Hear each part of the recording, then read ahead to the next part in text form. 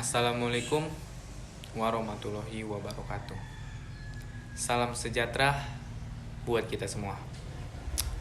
Perkenalkan, nama saya Dion Saputra Hutasoid, NPM 20 10 10 190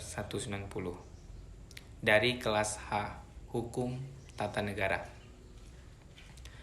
Nah, dalam kesempatan kali ini saya akan menjelaskan salah satu materi hukum tata negara, yaitu tentang pengertian hukum tata negara. Jadi, pengertian hukum tata negara adalah hukum yang mengatur struktur ketatanegaraan dari suatu negara.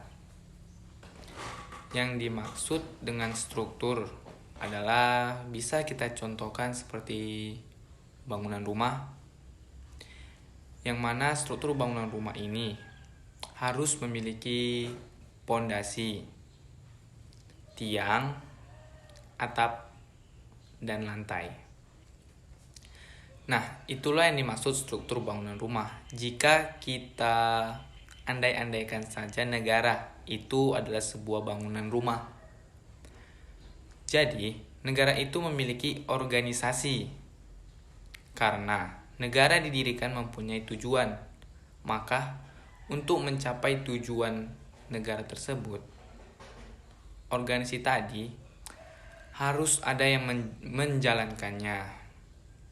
Nah, yang menjalankannya ini adalah seperti Presiden, MPR, DPR, ada juga DPD, ada juga MA, MK, dan lain-lain.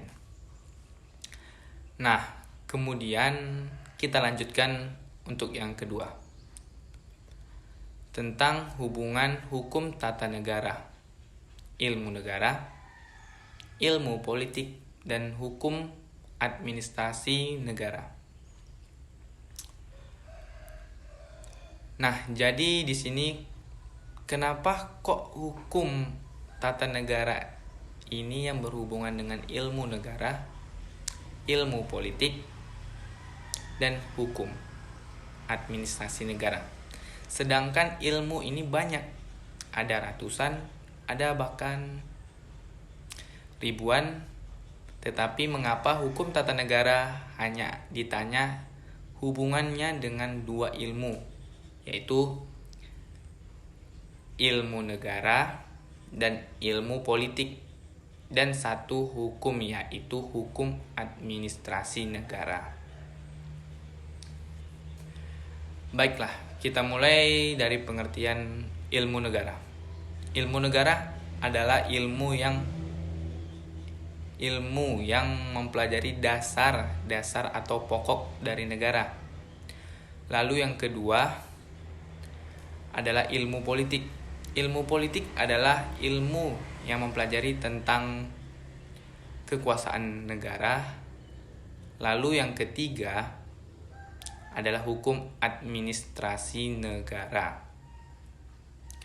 yaitu hukum yang mengatur tentang tata usaha atau administrasi negara.